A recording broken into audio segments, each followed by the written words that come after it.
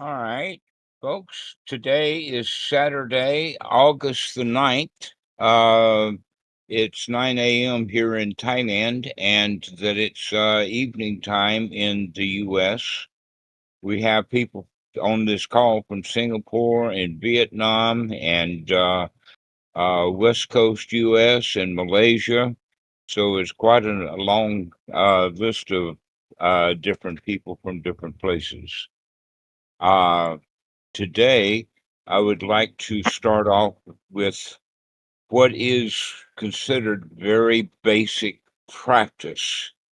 And I would also say that the entire teaching of the Buddha is just a very basic practice. And yet, the uh, indication is with the suttas and the Tripitaka or the Tipitaka or the Tapaisadok, whatever language you want to use, the entire Pali Canon is huge. It's immense. And that possibly the way that we can think about it is that the actual teachings of the Buddha is very, very simple, but many different people throughout the many millennia have brought their own practice from someplace else, and they have a lot of questions. And so the questions make the Dhamma really complicated unless we can bring it back down to all of those complicated questions can be given a very simple answer. And the very basic answer that can be given, the Buddha said in several suttas, most notably in Sutta number 22, in the simile of the snake, he says that he teaches both formally and now only one thing. There's just one thing, and that is dukkha, dukkha nirodha.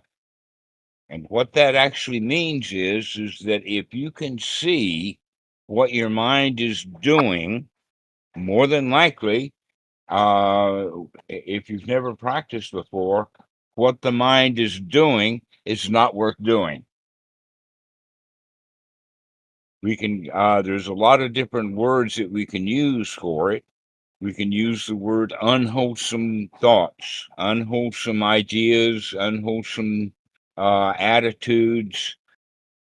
We can also use the word hindrance because the word hindrance means that all of these kind of ordinary thoughts do not lead to one's position of being in a really good state. It's also called obstructions. So, obstructions, hindrances, unwholesome thoughts can all be classified as one particular kind of thinking that is ordinary. It's what ordinary people do. They were trained for that by their parents and their teachers and all of that. As we could also think of it as kind of worldly thoughts. We can also talk about them as past and future. If you're thinking about the past, that's probably not what's really going on right now. If you're thinking about the future, that's also probably not what's going on right now. So, past thoughts and future thoughts you can think of as actually unreal thoughts. But thoughts about what's happening right here in this moment would be considered reality. And so the Buddha was quite big on being in the present moment with the understanding that thoughts about the past and thoughts about the future are actually hindering us from being in the present moment. So that's a really good indicator right there as to, because many people will ask, what is the difference between a wholesome thought and an unwholesome thought? The answer to that would be the difference between thinking about what's happening right this very minute versus thinking about someplace else, some other time. That's easy enough. Now, based upon some history, mostly happening in the late 1800s in Burma, and then moving that to the West. Western mentality has gotten the idea that meditation is what we practice. But the word meditation doesn't appear, even in translation, anywhere in the suttas. So, what we're actually practicing then is the Eightfold Noble Path, most specifically, the beginning of the Eightfold Noble Path. That in fact we can go from the teaching of the Buddha is he only teaches one thing, which is dukkha, dukkha nirodha. We can define dukkha as dissatisfaction, disappointment, not getting what one wants, having to put up with stuff that they don't want to put up with, and most especially is that we're not really clear about what's going on. In other words, we're ignorant. Or if I have something to say about it, we're being stupid because we're not being in the here now. We're not paying attention to what's really happening. So that's the basic practice. And if we look at it, we can see that the Buddha breaks this down into three groups. And that is number one, to remember to look at what we're doing. When I say look, I'm not talking about a view that's a worldview or a concept or how things ought to be or anything like that. I'm actually talking about looking at what the mind is doing, looking at what the feelings are, looking at what our attitude is, and look at what the body is doing. Mostly what the body is doing is breathing. But generally, we're also going to be using the breath in order to investigate the body to see what old tensions and whatnot are in there so that we can relax the body. So if the body is relaxed and the mind is relaxed and the attitude is relaxed and our feelings are relaxed, that's it. And in fact, we could say that those four items that are relaxed, all four of them are the Satipatthana. We can say that that's first jhana right there. Now, when I say the feelings are relaxed, what I mean by that is that the feelings have no fear, in the sense that we feel safe and secure, we feel comfortable, and we feel satisfied, contented. This is all there is to it. And if you keep doing that over and over and over again, guess what? You begin to feel really good. Comes into a wow kind of feeling. So when we add that wow, this is really good, along with safe, secure, comfortable, and satisfied, we can also think of that wow feeling as success. And so when we get to the point of knowing that no matter what happens with the mind, how obstructed it gets, we can clean that out and come back into the present moment and see how things are right now. That sums up the entire teachings of the Buddha right there. Just relax. If we can do that, then there's nothing much else to do. But wow, is there a whole lot of hindrances in there. And one of the primary hindrances is what we'll talk about today, and that is we become selfish. That we think of I, me, and mine. We think of what happened in the past. We don't think about what happened in the past in the sense of Greek mythology or Roman history. We think of it in relationship to me, my past, my childhood, my job I got fired at, that kind of thing. And so when we can come out of the past and come into the present moment, we are much less likely to be selfish. Now, there's been a huge amount of confusion in Western mentality because of some bad translations. And one of the bad translations would be the translation of the word anatta. Now, what anatta is normally translated as no self or non-self, but what the Buddha actually meant was more like no soul, in the sense that there's no permanent self. The selfishness arises and passes away. The self arises and passes away. And normally, when it arises, and as it arises, and while it's there, that is actually the dissatisfaction. And the easy way to understand this is, who is dissatisfied? Me. That's who's dissatisfied. And if there's satisfaction, there's no one to be satisfied. So this is actually an easy concept when we get it on to the right understanding of what is self and what is not self. And the way that I like to talk about it is that whoever you are is a moving target. It's not fixed. The joke is that I haven't changed for 80 years. I'm the same that I was born. I was born this way, and here I am, and I haven't changed a bit. Never mind that every drop of water that's in the body, with about 80% of the body, has been changed hundreds of times. That the cells that I was born with have all died. The only thing that keeps me going, in the sense of this is who I am, is because I am delusional. No one is the same as they were when they were born.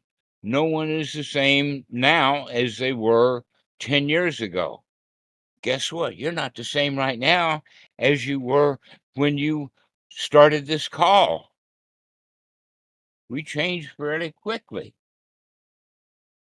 And so nothing is the same.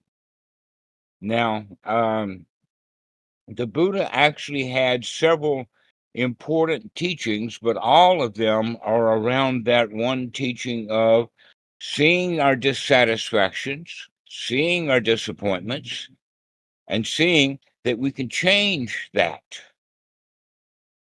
It's a change model. And so that remembering to look at what we're doing has a third quality to it. And that third quality is taking the right effort, right noble effort, to change from the unwholesome to the wholesome, to change our attitude from being a victim to being a winner, to changing our feelings from being afraid and uncomfortable and dissatisfied into being safe, secure, comfortable, and satisfied, and also to relax the body. That's basically all there is to it. It's just relax. Relax what? Relax all four. Relax everything about you. When you're relaxed, you got no problems. So, where do the problems come from? They come from not being satisfied with one of these four things. We're not satisfied with the body, or in the fact the body has eyes, ears, uh, taste, smells. And so when the body contacts the outside world, if we don't like what's there, then that means that we're disappointed. We expected the world to be different than it is. And that means that we become dissatisfied with the world the way that it is. But if we can remember that we can't fix the outside world, all we can do is fix our own mind, to fix our own attitude. That's all that we can fix. And so that's what we begin to practice doing. We don't use the word meditation, and in fact, the word meditation never appears in any of the suttas anywhere. What the Buddha does recommend is to go to the forest, go to a foot of a tree, go to an empty hut, go to a pile of straw. And what he's really talking about is getting away from the world, getting away from other people. So the room you're in, if you just close the door, turn off the cell phone, you can sit and practice. Practice what? Practice looking at your mind and changing the mind into wholesome, happy thoughts. Everything is all right. Everything is okay. Not a problem in the world. However, we can, in fact, get really selfish easily. We've been trained to be selfish. We were trained to be selfish by a whole lot of other people who were trained to be selfish. And so we have to practice and train ourselves out of our selfishness. Now, when I say the body, the feeling, the mind's attitude, and the thinking that we have of the mind's objects, this is called the satipatthana. But uh, when we really look at the cause of dukkha, the cause of dissatisfactions and disappointments, we need to uh, rearrange things just a little bit, because we're going to be introducing a concept called paticca samuppada, or dependent origination. Now, what I mean by dependent origination is that everything arises dependently.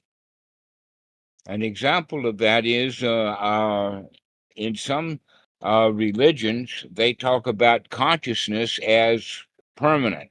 In fact, Christianity looks at consciousness as kind of a soul that doesn't change.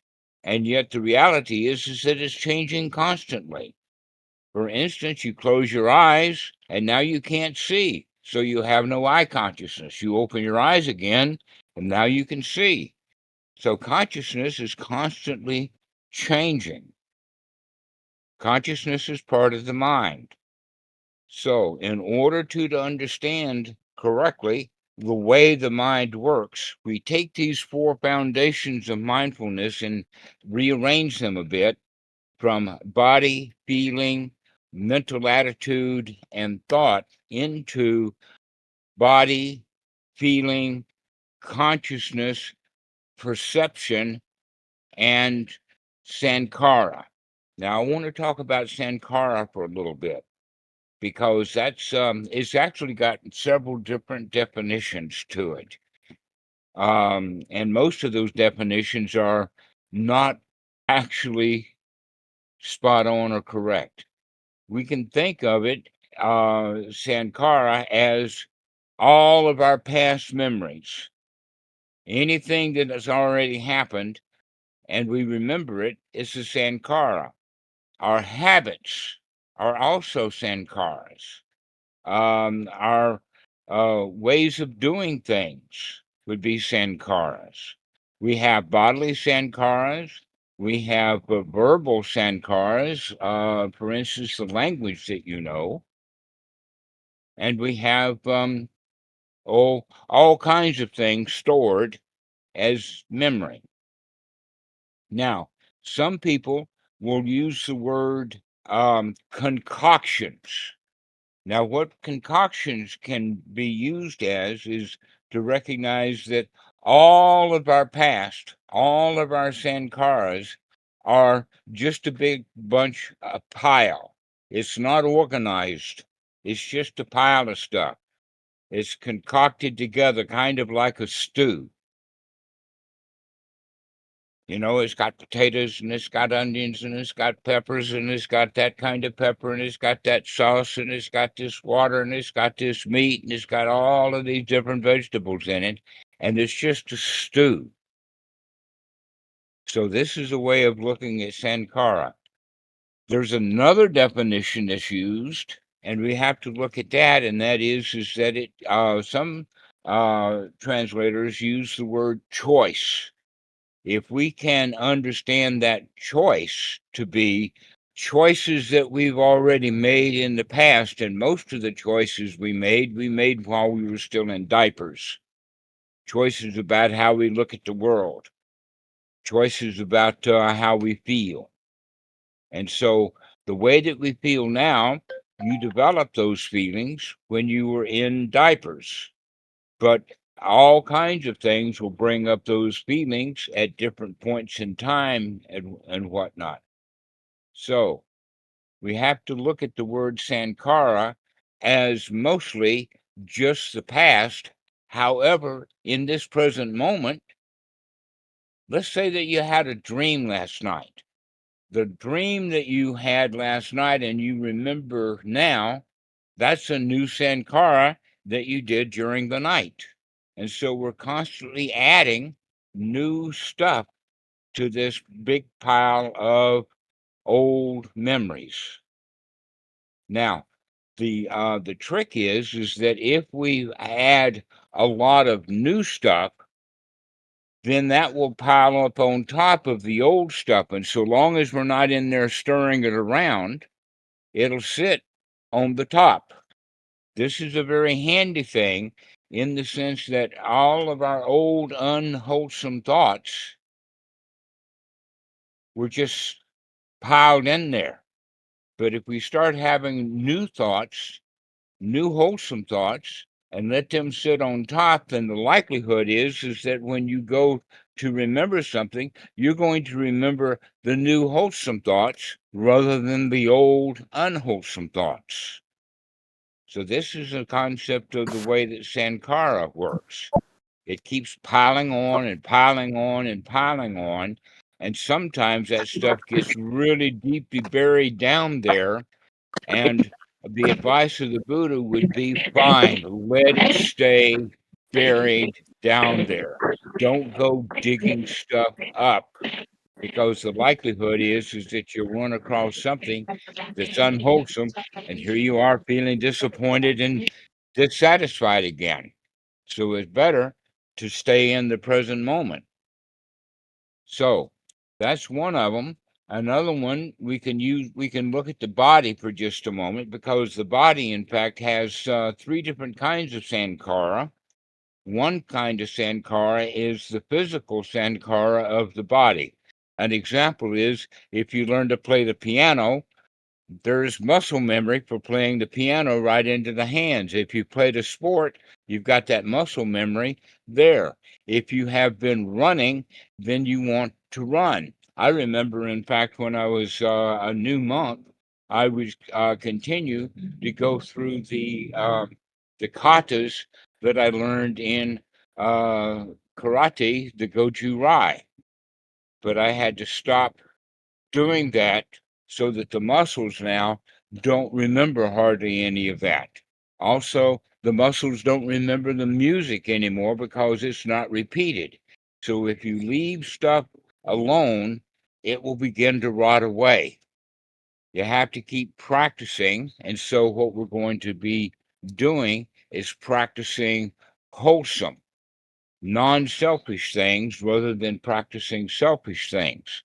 So another one would be language or verbal sankaras. It's possible that you can learn a language and then forget that language. How can you forget a language that you've learned? That's easy enough.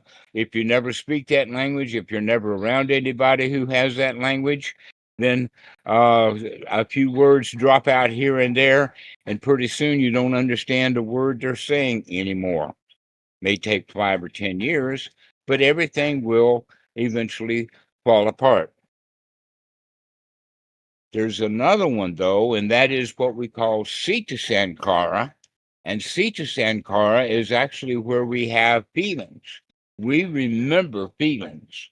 Feelings are the hardest ones to let go of. And so if we've been in the habit of feeling bad, we continue to feel bad. Even if we're practicing to feel good, those unhappy feelings and unhappy thoughts will pop right back up. This is why we have to keep piling on and piling on new, wholesome, happy contented feelings. So, with the body and the sankara, now we can come into seeing how the mind works. So, when the eyes are seeing an object, let's say that the object that we see is someone in a red shirt. Both the red and the shirt are stored as sankara. That if we see something and we don't recognize it, like we've never seen red before, or we've never seen a shirt before, then we're confused because we don't know what to make of it.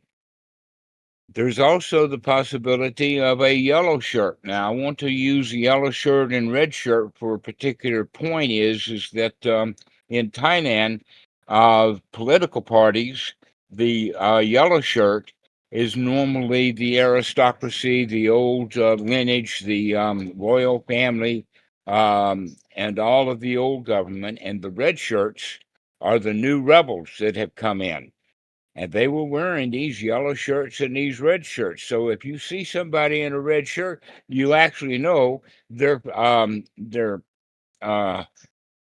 political affiliation only because you already know political affiliations associated with red shirts and yellow shirts. So this is how sankara works. So when the eye sees that shirt, it knows that it's red, it knows it's a shirt, and it knows what political reference is based upon the sankara. The eye, if it's never seen the color red, if it's never seen a shirt before, if it doesn't know anything about Thai politics, then it doesn't put those connections together. Very interesting, huh? So this is how sankara works. Now, how does it work? In that sense, is the word we have is perception. So when the eye sees an object, then perception comes into play, and perception uses the sankara in order to make up a story. And so the storytelling would be the perception, and the end result would be a story that we've told. Now, the story that we've told is called Salayatana, and that we can also talk about it in the sense of that's my understanding. I see a red shirt and I know who it belongs to. Except that a Parang can be wearing a red shirt and he doesn't have any political affiliation in Thailand at all. And so I might be wrong completely.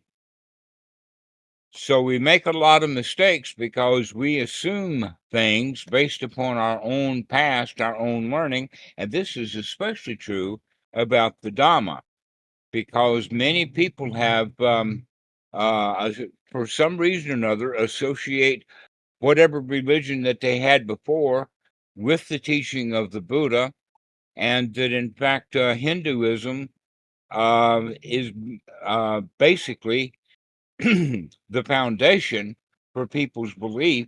And so when they use the word Buddhism, they're actually talking about a form of Hinduism, not talking about the teaching of the Buddha at all. That the teachings of the Buddha is what we're talking about now. But when we're talking about, for instance, things that people think are Buddhist, then there's a whole lot of stuff. In fact, Buddhism is about 100 times bigger than the actual teachings of the Buddha. An example of that would be precepts. An example of that would be rebirth, reincarnation, mantras, meditation, a whole long list of stuff that we would confuse with the teachings of the Buddha. And so when new people come in on Discord, we have to reorient them to stop thinking about mantras and stop thinking about meditation and start thinking about making changes to the mind. So when someone says something like, oh, well, if I practice a mantra, I can go into a state of bliss. And my answer to that is, perhaps you have heard that if you practice a mantra, you will go into a state of bliss.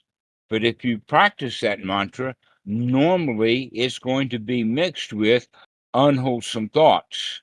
So you'll have a little bit of a mantra and a little bit of unwholesome thought and a little bit of mantra and a little bit of unwholesome thought and a little bit of mantra and a little bit of wholesome thought, unwholesome thought. And what do you wind up with? Not the bliss. But if you're going to practice a mantra, you actually have to make that mantra a wholesome thought.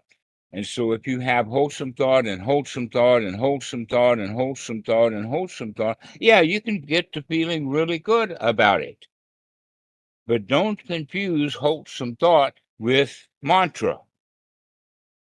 The same thing would be true about the concept of metta, or even within Christianity, the word love. Buddha didn't teach the word love.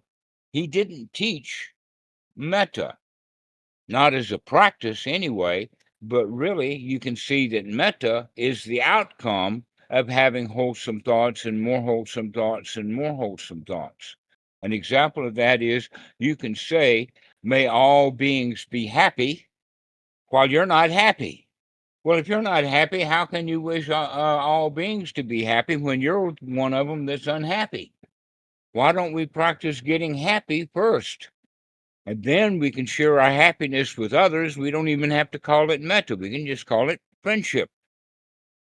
So let's make sure that when we're talking about the teachings of the Buddha or the Buddhadasa, we're actually not mixing in a lot of other stuff. We're just staying with this is the practice. And the practice is basically to remember to be in this present moment and to look to see what your mind is doing in this present moment and then make a change to it for the better, to come out of the unwholesome into the wholesome, to come out of our selfishness into a state of non-selfishness. So if we look at these 4 foundations of mindfulness and rearrange them into the body, the feeling, and then divide the mind instead of into 2 groups into 3, we have consciousness, we have perception, and we have the sankara, which is also part of the mind. And the way that it operates is that when you see something with the eye, that does not determine how you feel about it. What determines how you feel about it is your perception that has brought in memory and made up a story about it. And when we have that story is what impacts us and gives us our feeling.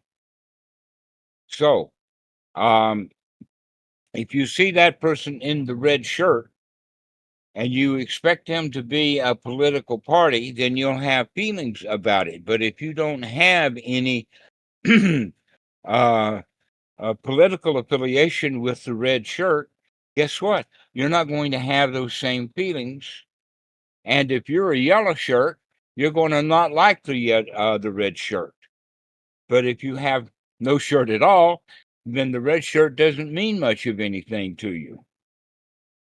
So the story then is what gives us feeling. Now, let's look at feelings for a little bit.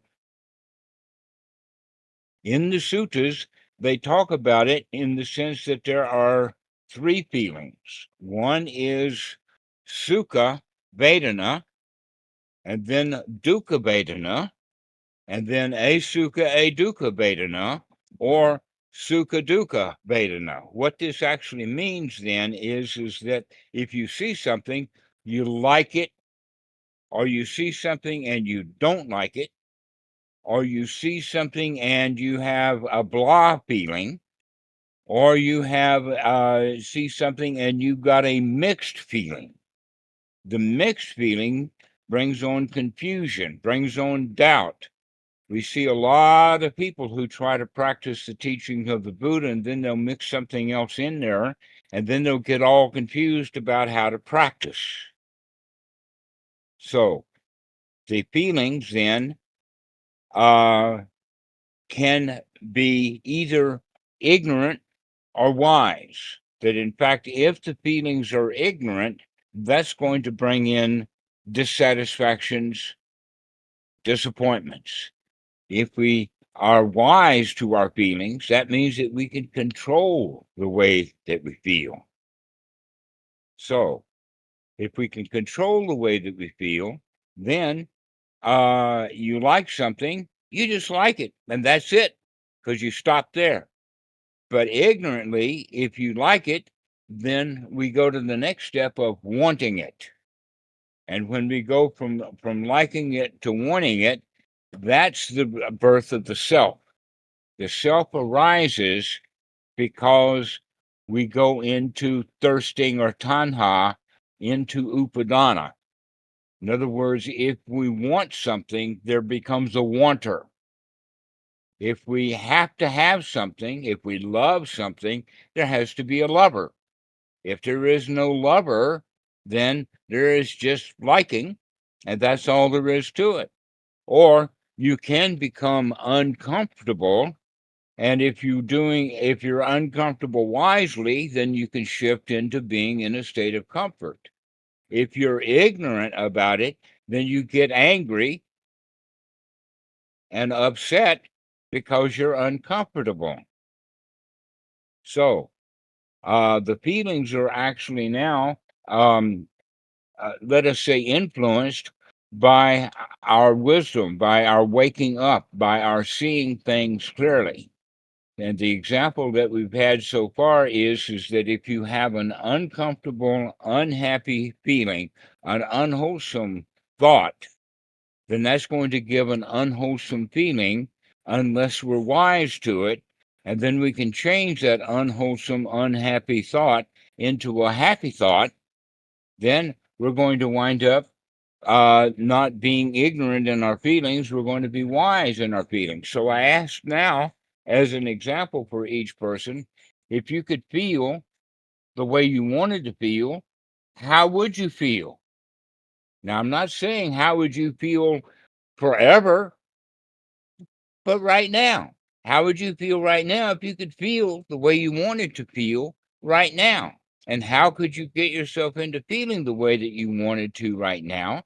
Is by thinking about it like that, having the attitude like that, and that's going to bring on the feeling that you want. Very simple, very easy. And yet we have been trained in Western society, actually worldwide society, that if you don't like something, you got to go out there and fix it. If you don't like the government, you've got to go fix the government. Well, the Buddha would say, if you don't like the government, just fix your mind. Don't think about the government. Let the government be. You don't own the government. Anybody here own a government? Ben, you're in Vietnam. Do you own the Vietnamese government? No comment. Maybe they're listening. Pardon? No comment. Perhaps they're listening to the call. So when you say no comment, what that means is that you don't own the government, that you let the government do as the government pleases. You're not trying to overthrow or revolutionize the government. Too much work. Can't be bothered. Yes, it's a lot of work. And guess what? Not only would it be a lot of work, you probably wouldn't be able to get it just the way you wanted it. So better just to change the mind from I want to fix my government into I don't need to fix my government. It's not mine. I can fix my own mind. And so basically, we're talking about do what we can do and to not try to do the things that we, in fact, cannot do.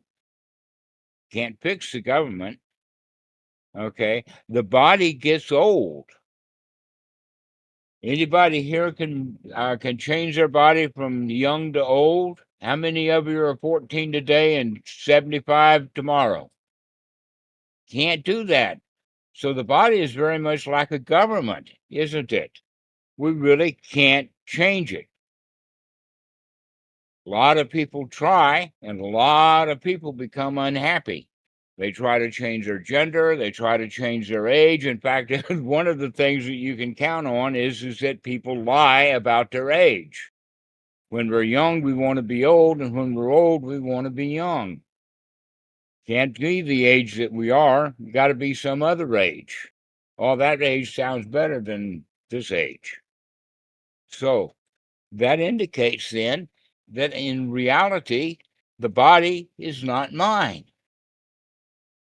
That's an important point, is that you don't own the body. At best, you're a guest or perhaps a renter, but you don't own the house. You just live there. But in fact, the same thing would be about a house. Even if you had your name on the mortgage of the house, doesn't mean you actually own it. If you really owned it, then the toilet would never have a problem. But if the toilet does have a problem, if the toilet gets backed up, guess what? You think you own the house. That means that the house owns you. The house requires you to fix the toilet. And so the house owns you. Same thing about the dogs. I was asked many times, "Oh, is that dog yours?" And the answer is no. I don't own the dog. The dog owns me. If I owned the dog would fix my dinner. But the dog doesn't fix my dinner. I've got to fix the dog's dinner. So that means that the dog actually owns me.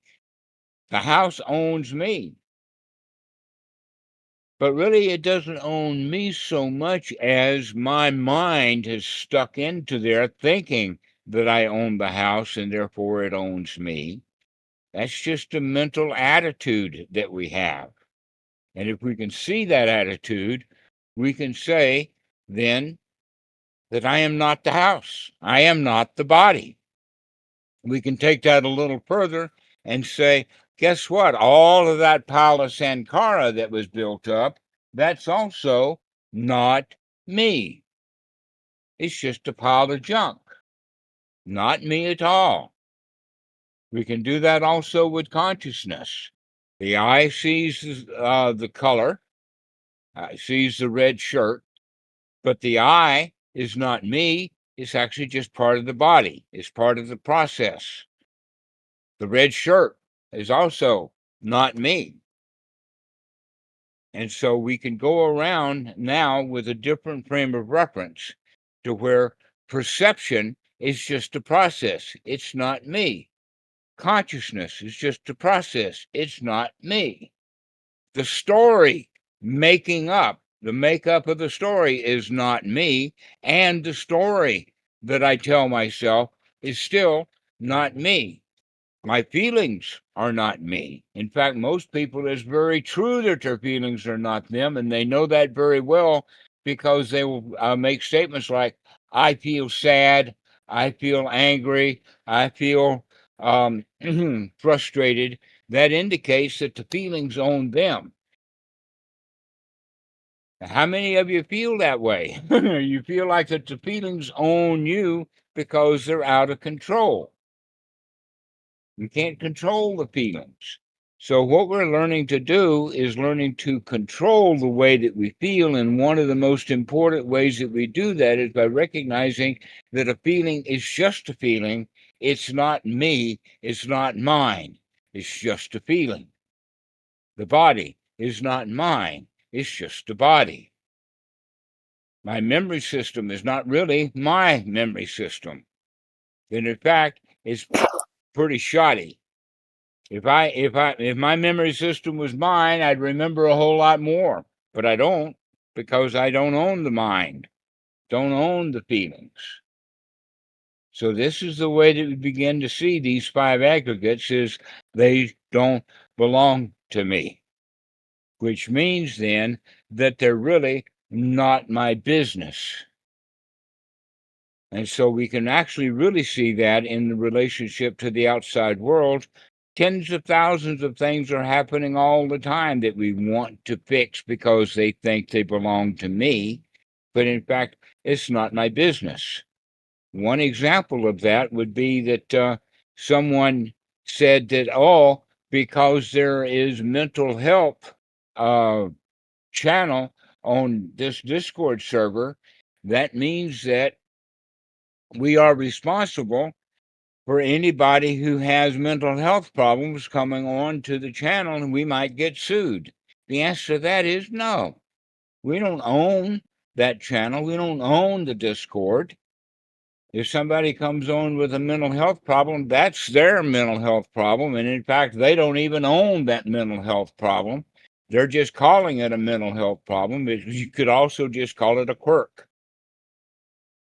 And so if we can actually begin to see things as not me, not mine, your body is not you, your feelings are not you, your consciousness is not you, it's just merely a process, dependently arising processes. You can almost think of the human body and all of its features and functions and thoughts and everything like that is nothing more than a biochemical machine. Just a biochemical machine out doing its thing. And the best that you can do is just go along for the show. Just ride along. Enjoy the process. Just enjoy the show. So these are the 5 aggregates. And when we want to own something, especially own that feeling of, I don't like it, then that's where the I comes in. And that's where we get disappointed. If we don't own anything, then there's no way to become disappointed with it. So this is the primary teaching of the Buddha, is this concept of, I don't own it, it's not mine. Let's just enjoy the show. So, does anybody have any questions about this? How about you, Christina? What do you think?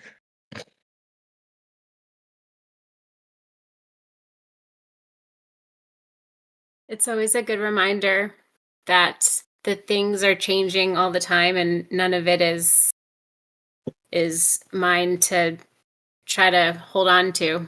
So I really always appreciate the dependent origination discussion. Yes, the Thank you. practice is actually quite easy. Aha, it's not mine, not my problem. Would you say then that the presence would be the closest thing of you being of your existence, saying that, oh, that's the closest that I own, because it's so easy to follow the sense of presence? Yes, this present moment, you're just a visitor here. You don't even own this present moment.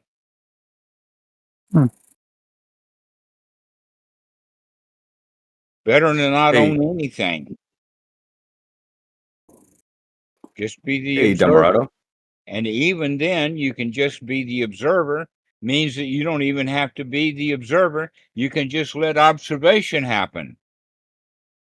Observation without an observer, just like the walking, but no walker.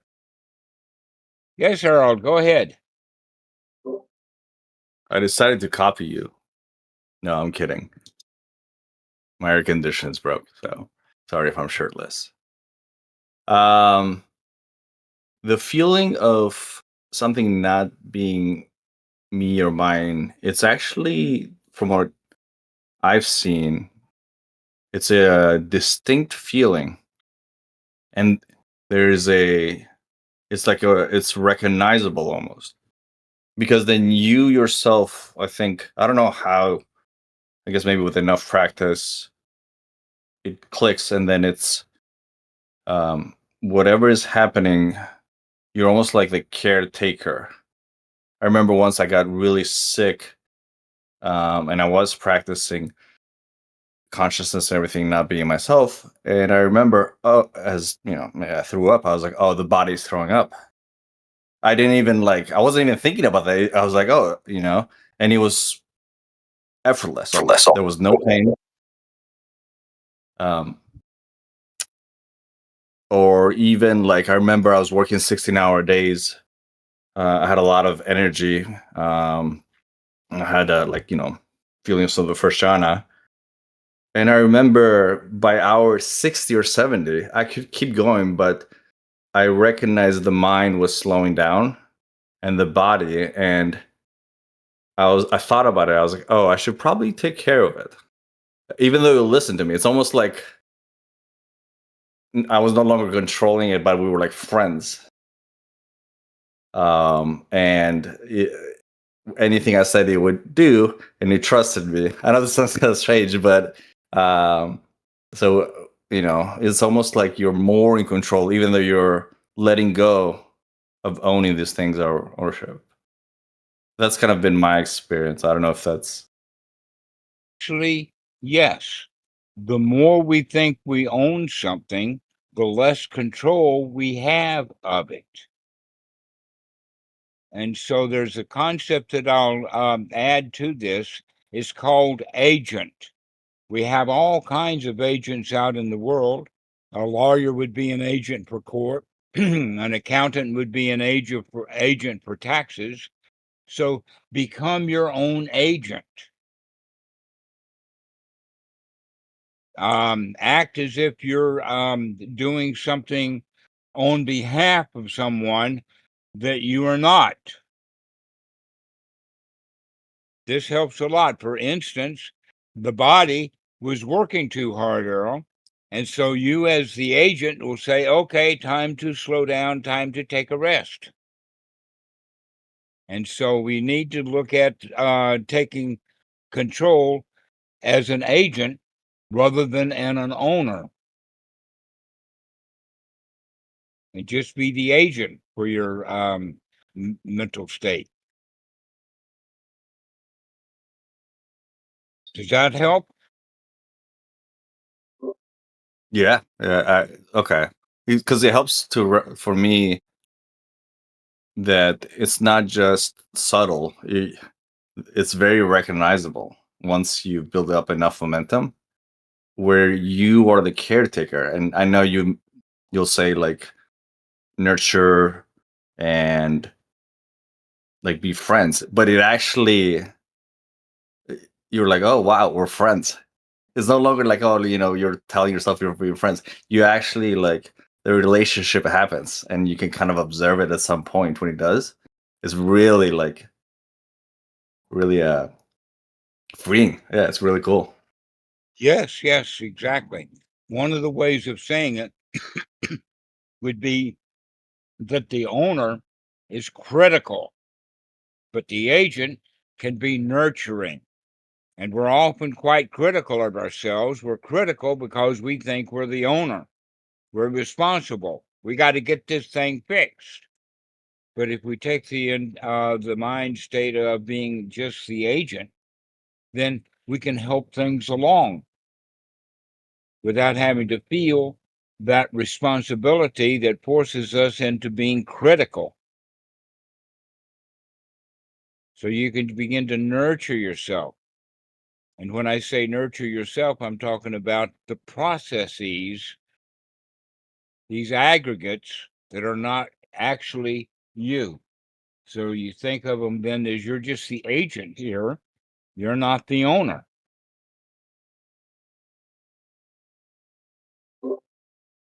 And Dhammarato, does that? I never considered consciousness, or I never got in the experience that consciousness also is not myself. But I never thought about it. Is that like also a distinct feeling that should be observed? Well, let's break that down, because naturally, just like many words in many different languages, there's multiple meanings. When we're using the word consciousness here, we're actually referring back to the Pali word vinaya, which actually means being able to take in input. There is another kind of consciousness, and that would be the consciousness of the philosophers, and perhaps the Christians and whatnot have a different understanding of what consciousness is. And the best way to describe that is that's the story that we're telling ourselves about who we are. So the story is made up.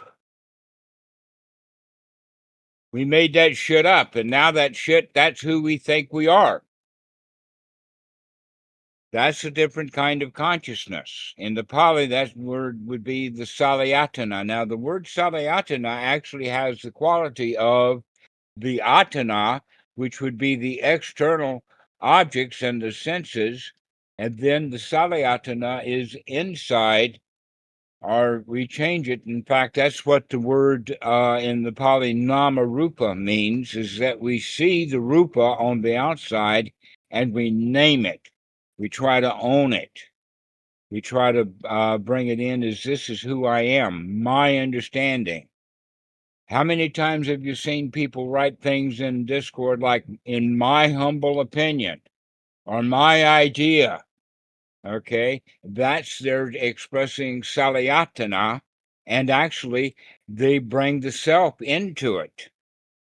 That I would recommend that we start looking at our written language and eventually our spoken language to take the I, me, and mine out of our vocabulary. So we don't say things like "in my humble opinion," because obviously when you're expressing your opinion, it's not humble, not a chance. It's my opinion, my view.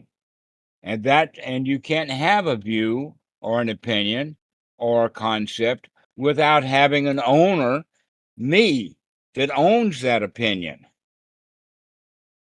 And so when you see the stories that are made up, that's just a story. It's not me.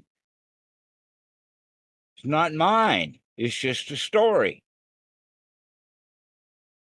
That way we can see the storytelling that we're doing.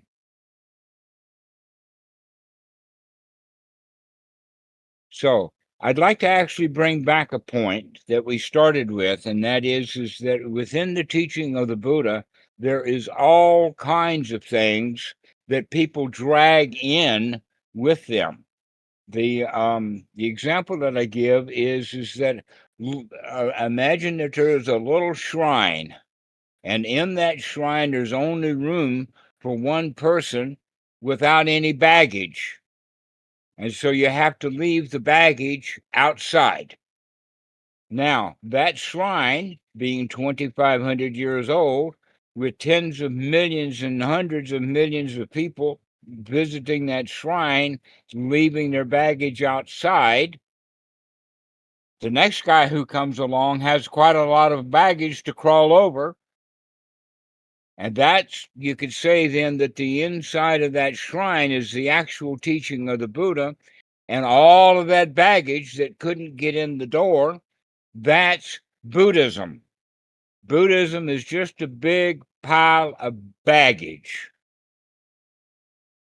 So, one of the ways that we can talk about that is that once we get inside the shrine, the practice is actually quite easy. Just drop the self, drop it. It's a really easy practice once we get inside the shrine. But it may take one a long, long time to crawl over all of that old baggage that's sitting outside. This then would mean the difference between the immediate path. That's what the Buddha teaches, is the path that's immediate. You can get the results of correct practice right away. And that all of that baggage on the outside then would be the long path, the slow path, the deliberate path.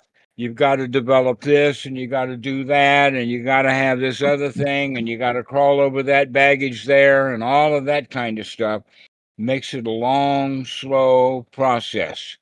A really clear example of that is the Bodhisattva and the Paramitas, where they say that you've got to develop these perfections that may take you many, many lifetimes. So you may crawl over that baggage for months and years and lifetimes before you get to the inner circle, the inside of the shrine. But if you stop crawling over baggage and just go into the shrine, you get the immediate results. There's a Pali phrase that I'd like to read for you here. It says, Sawakato Bhagavata Dhammo Sanditiko Akaliko Ehipasiko Opanaiko Pachatam Vidvan Vidumi. Okay, so what that means is that it's immediate. It's for seeing it right here, right now, and it's only for the wise. So imagine then that you're already in that shrine. Don't crawl over all of the Hindu and the Christian baggage and all of the stuff that's on the outside that's called Buddhism, because that's a long, slow, arduous path. It's got precepts, it's got mantras, it's got rebirth, it's got all kinds of stuff. There, the paramis, the perfections that you've got to go through. And you don't need to do any of that kind of stuff. That's not actually the teachings of the Buddha. This is an important point. And how can you go to that immediate thing? Well, you can say, not my business, not my problem. And immediately you're in the shrine. But if you go through all of that baggage, oh, what's this? Oh, I got this. Oh, this is mine. Oh, rebirth is mine. Oh, it's my belief. It's my humble opinion. This, that, and the other thing. And that's a long, slow path.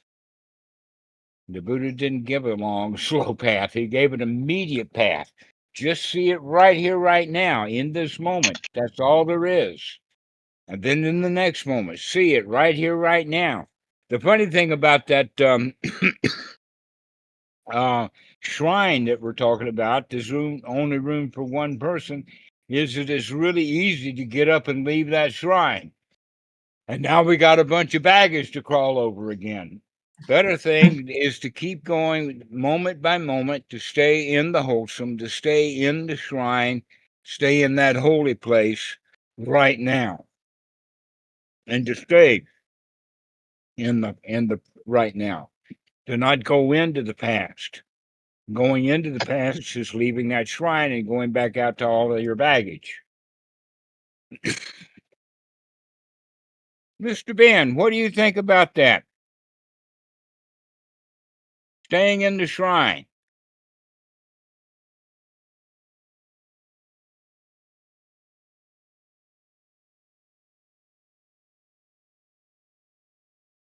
Yeah.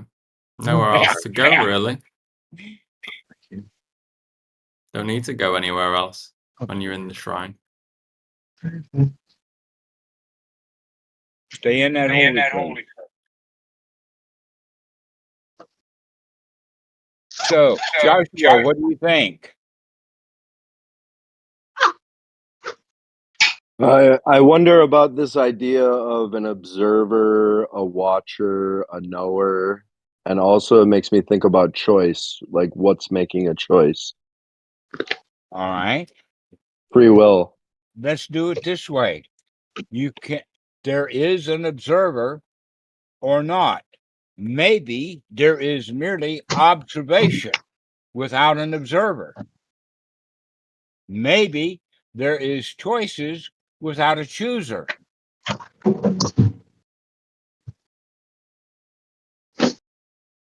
When you say my choice, rather than this is the choice.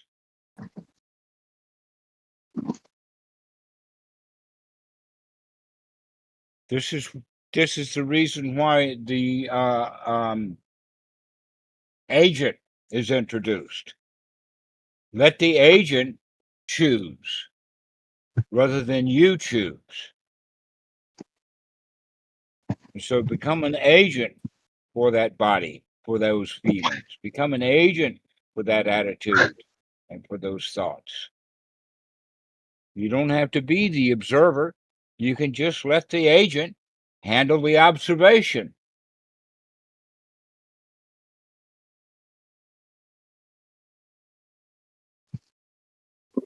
So there is observation, but no observer.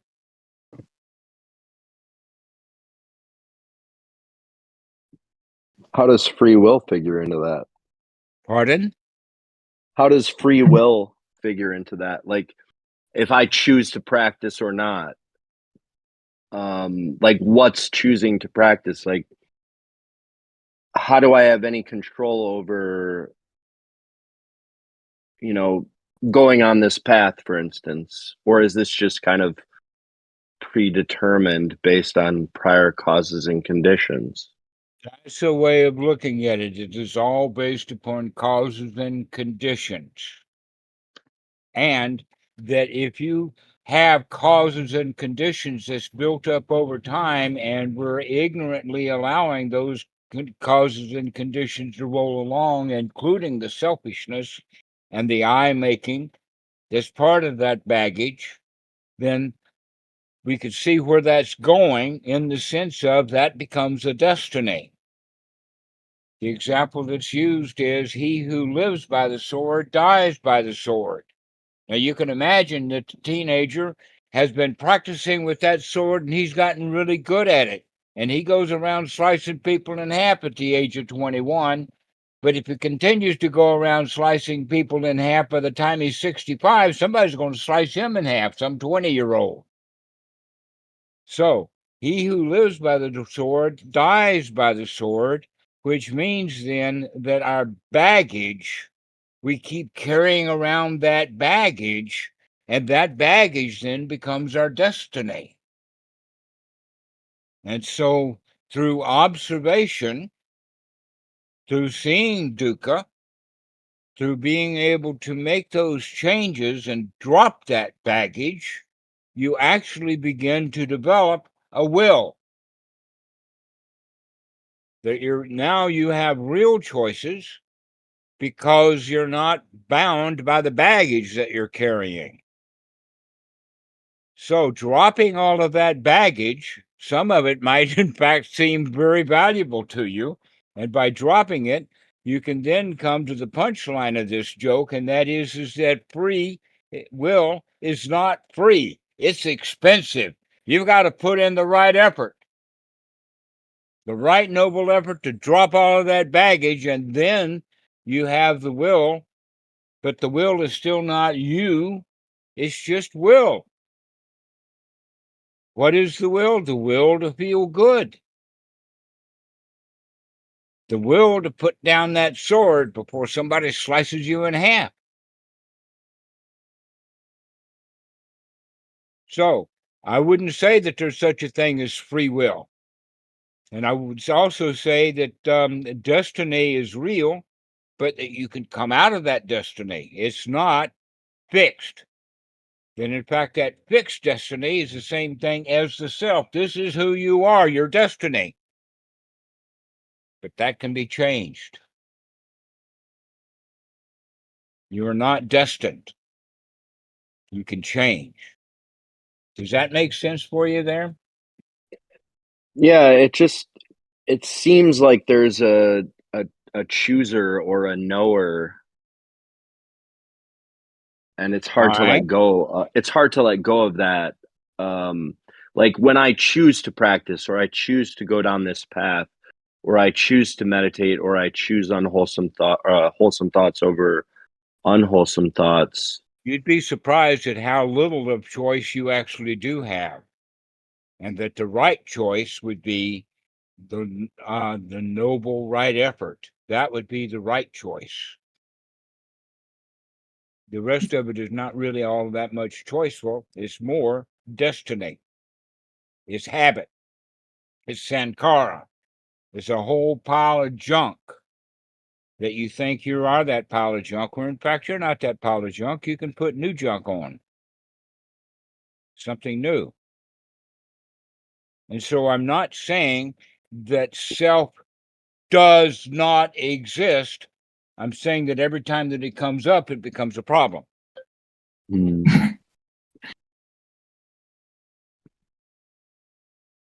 So is that self choosing to practice? Right. So if you choose to practice, then you don't practice, how do you feel?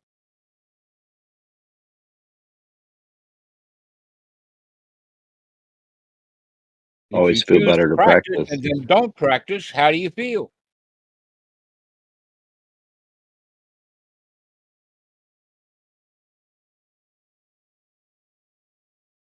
I just always wonder what is choosing, what is knowing.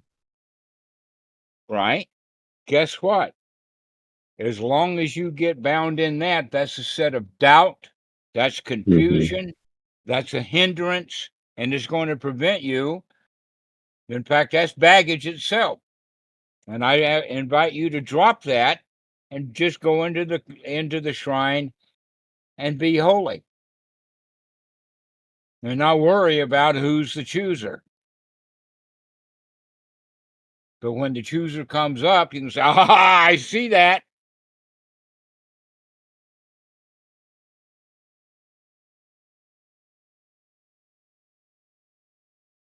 So I invite you not to become confused, to not wonder who or what it is, but just be happy. So easy just to drop, who am I? The Buddha, in fact, talks about it in the Asava Sutta that who am I? What am I? What was I in the past? What will I be? How do I get from what I am now into the future? And all of those kind of questions is not wise attention. What is wise attention? That questioning who I am is dukkha. Let's just drop that question and be happy. What is worthy of wise attention is to see this is dukkha. This is dissatisfaction. This is confusion. I don't know what it really means. And just drop it. And be happy. Practice that. Practice every time that you want to know who is the observer. You can say, I don't have to know who the observer is. Who makes the choice? I don't have to answer that. The choice is there. So long as you're trying to figure out who you are, you're not going to be free from dukkha. There's never a clear answer. And actually, one thing I notice is that drops away when you feel good. And the reason why we have those thoughts, if we look, is because we don't feel good at that moment. Yes, But when we exactly. feel good, like we never thought, oh, who's choosing? But only when there's some kind of like dissatisfaction, I would notice that, oh, let me do like inquiry or let me do this. But if I felt good, first thing I did was like not think about any of that. I just wanted to enjoy feeling good. So that was almost like a marker. Like if I'm doing self-investigation, that means I don't feel good, and that's really the problem, not the inquiry. Exactly. So worrying about who you are is dukkha. And if we drop who am I and just say, feel good. So RJ, do you have something to say? No, I think yeah, I just want like this all makes sense, and I just wonder like should I be sitting down sometime during the day to practice? I usually don't, but at all other times, like throughout, I'm continuously watching and changing. So I'm doing the practice, but not just by sitting, and I wonder if I should do that. I would recommend sitting down formally for 5 minutes, only for those who can't remember to do it. Because the skill that needs to be developed is the skill to remember to do it. If you can remember to do it, you don't have to sit down in a formal setting to remember. Okay. Yeah, I think I remember pretty much all the time, or most of the right. time. Good one. Yeah. So, Mike, what do you think?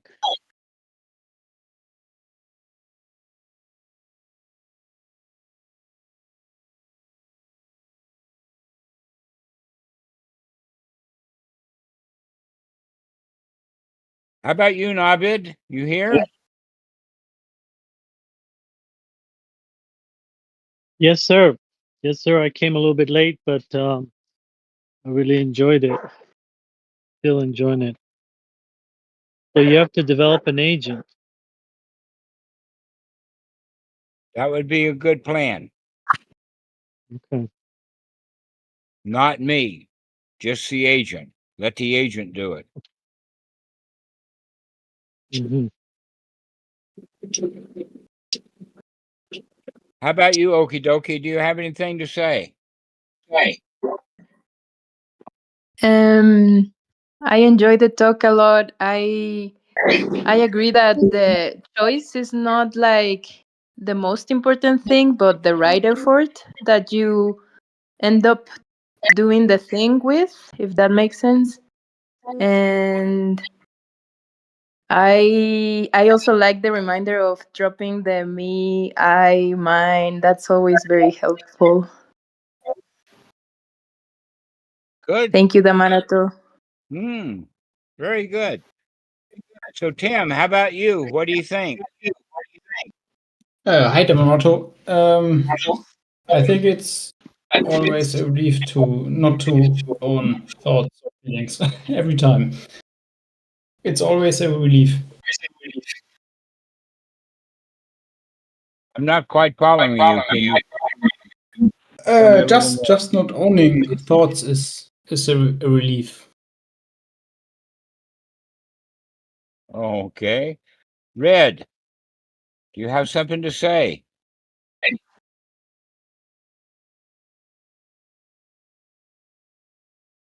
RJ, can you mute your microphone? There's echo.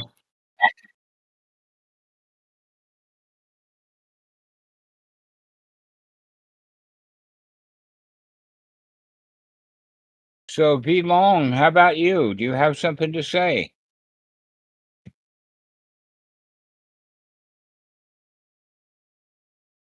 Yes, thank you for the various clarifications. One of the things that in other practices is this question, who am I? And to hear you actually maybe should drop that questioning is helpful for me. What do you think? Well, who am I gets us into a lot of trouble because we think that we're something, and by the time you decide who you are, you've changed. So it's better to have the opinion or to the looking of, is this suffering? Is this dukkha? Is this dissatisfaction? And if it is, let's change it right now. So see the dissatisfaction. Like being confused about who I am. Am I the observer or not? That's just dissatisfaction. Don't know. Confusion, doubt, and that's a hindrance to just feeling good. So let's drop those questions and just feel good. Okay, so because that was one of the basic foundation questions of a previous practice. Yeah. Not the It's so-called phenomenal self, but I know. Remember that story about the baggage? Who am Yeah. I is just baggage. Okay, Leave that baggage outside and just come into the shrine and just feel good. Don't and worry that's about who you are. okay. Thanks. Mm. I have So one more question. yes, go ahead, RJ. So when I practice like throughout the day, I notice that the sensations in my body which are not pleasurable, and I've started to notice them for like last week. Earlier, I didn't. I used to never see them, I think, but I'm not able to fix them much. Like maybe a little bit only. So breathing helps a little bit, but it doesn't change much of those. Yes, recognizing that you are not the body, but that you can help as the agent to just relax the body. That in fact, naming the actual practice that the Buddha gave, calling it anapanasati, has confused many, many millions of people. They think that it's a breathing meditation. But breathing at best is only a fraction of the actual practice. That the real point about the body and the breathing, we use the breathing in order to see the body so that we can relax it. That actually, point or item number 4 about Anapanasati is actually relaxing the body, and that's the intention, not the breathing itself. It's the relaxation that's the intention. So how do I relax the body? Well, take a deep breath and then relax with an out breath.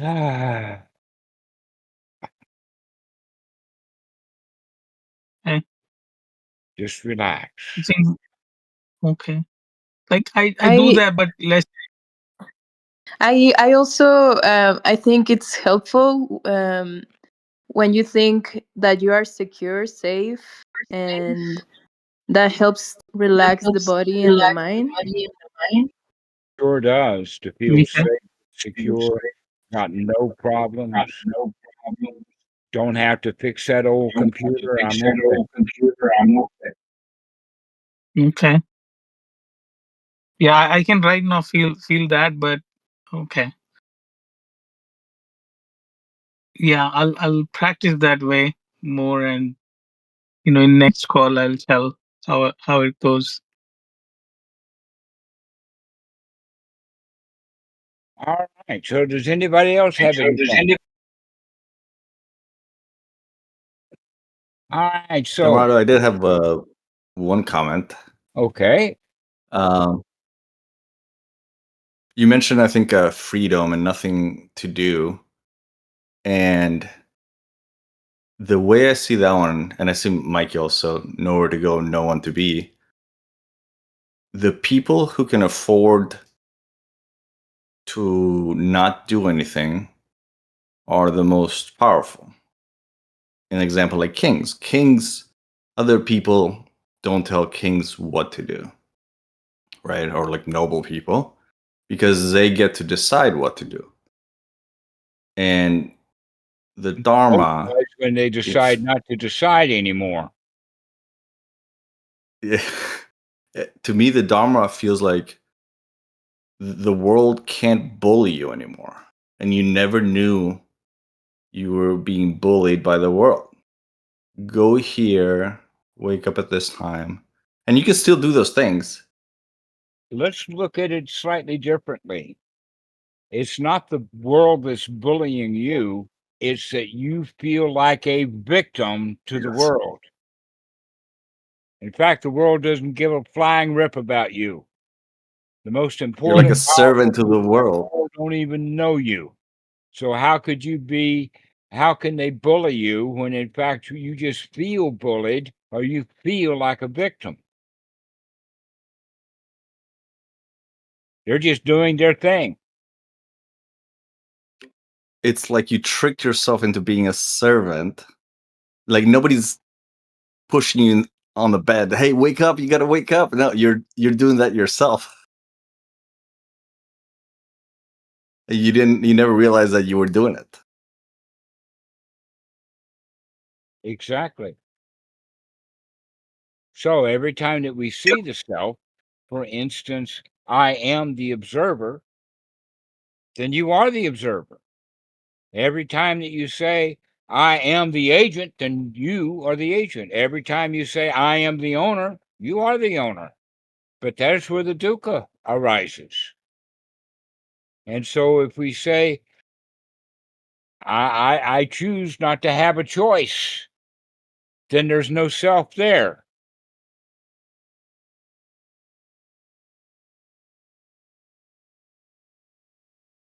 So the one Is who's it also truly in charge would be the one who chooses to not go around trying to fix stuff. He's okay with it just like it is.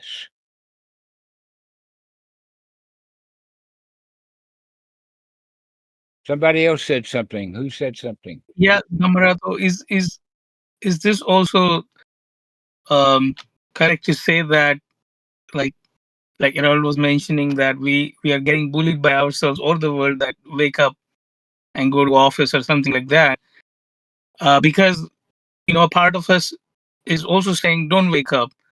So if there is no pressure, then there will be just only one voice, either to wake up or not. So there will be no kind of a duel inside us. So there's not a problem anymore. Whatever needs to be done is just right there. We do it, and there's no conflict. Is that also another way to look at it? Yes. You're bringing up an important point, in the sense that much of what a person does, they do out of habit, out of need, and they do it because they need to do it, they should do it, they have to do it, and they're doing it now without a choice. That the choice was made long ago. The choice is buried in the past. And so we go around living our lives based upon choices that were made long ago. If we have the choice now, the choice is to stop living by the old choices. So example would be going to a job and you don't like it because you've already decided that you don't like the job, but you do it anyway because you need the job. And we can make that a choice into, I'm only going to do what I want to do. So I can go to the job and enjoy myself. Most actual jobs are not productive anyway. And so don't go trying to be productive. Go to enjoy your job. An example of that would be, go enjoy being with the boss. Go be the boss's best friend. Because the boss is not going to fire his best friend. He's only going to fire people he don't like.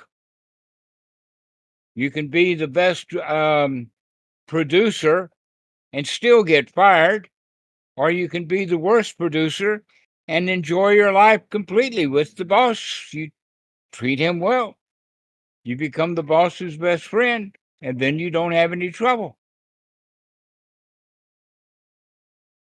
It really is not what you know, it's who you know. And if you know yourself and you're happy with yourself, then treat other people really well. The job's not important anyway. If you can make that choice. Most of us have already made the choice. I don't like this job, but I'm going anyway. Some old choice. I see you smiling, dear Christina. Yeah, the real choice isn't to wake up and go to work or not to wake up, but to either wake up and be miserable or wake up and go about your day happily. And it's a choice we can make, but we have to wake up in the mind to do it.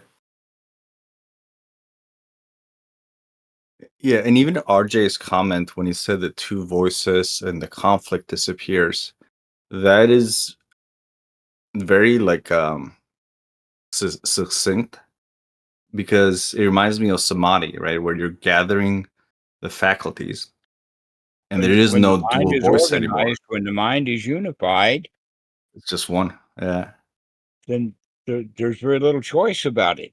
It's only when you've got division that you've got to make choices, and normally the choices that we make would be the old choices that we made before. So there's really not any choice. But when Yeah, the you're not mind thinking becomes about two unified, things. there's not much choice also. But during this practice, we want to make a practice choice to come out of the unwholesome into the wholesome in order to unify the mind, to become one, to become whole.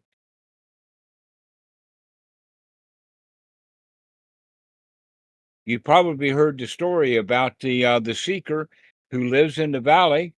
He hasn't climbed the mountain. He doesn't know what it is. All he knows is the valley.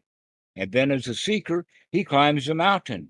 Once he's climbed the mountain, he comes back to the valley again. Now, when he's in the valley, the mountain is not a mountain anymore. It's just something in the past. It's not a desire. He's already been there, done that.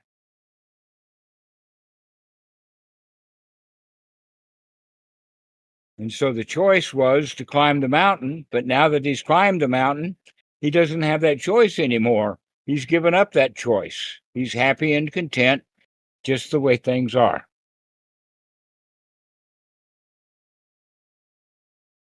Ties back into Chemical's question of who is the observer? Is it the observer or observing? But observing here and now is reality, whereas any observer that we care about making up is just a story. It's not real. If we stay in reality, what is here and now, there's no issues. Mostly what's here and now is the story we're telling ourselves about it, the here and the now.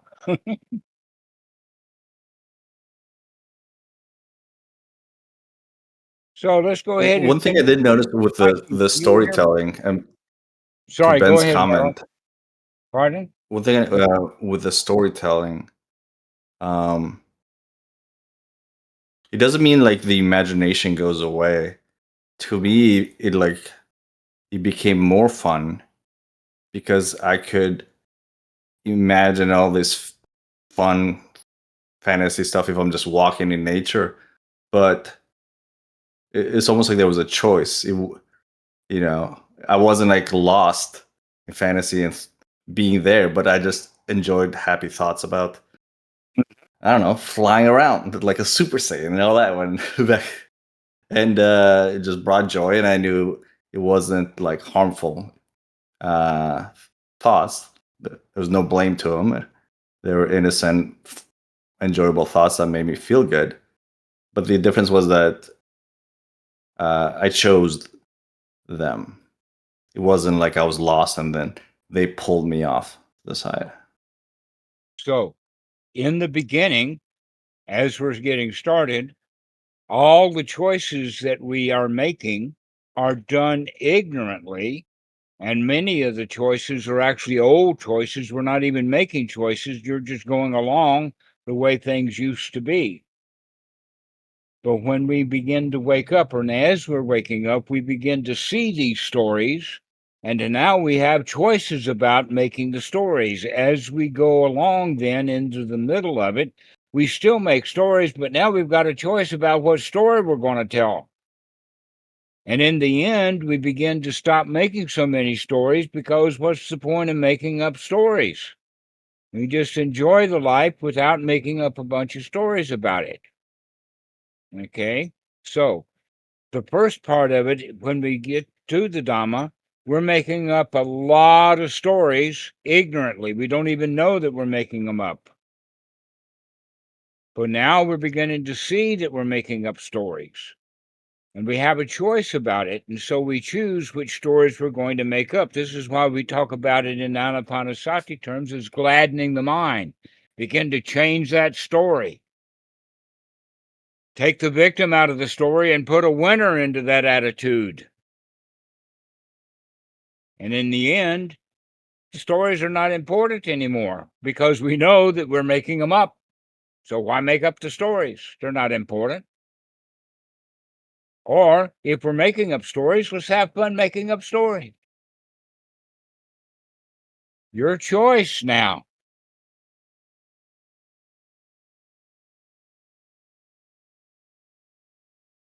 Okay, Mikey, why don't you take this finish? take this home. Thank you all very much. Yeah, thanks, friends, for being here. If you're watching this on YouTube, welcome to join us here on the Dhamma Friends Discord. You can find a link to this Discord on the Dhammarato YouTube channel videos and the video description, and also on the Dhammarato YouTube homepage. You can also listen to these Sangha calls on Spotify, iTunes, or whichever podcast app that you use. And yeah, we've been having just more and more calls happening. We've been having one-on-one calls. We've been having sort of unscheduled Sangha calls where people will just join this Hangout channel here on the Discord. I'll highlight it here in the video. And yeah, you can just join in, make some noble friends, and chat Dhamma with one another. This is a really great way to be reminded of the practice and what the Buddha taught. So yeah, thank you again, friends, and thank you, Dhammarato. This was splendid. All right. We'll see you later. Thank you, Dhammarato. Thank you.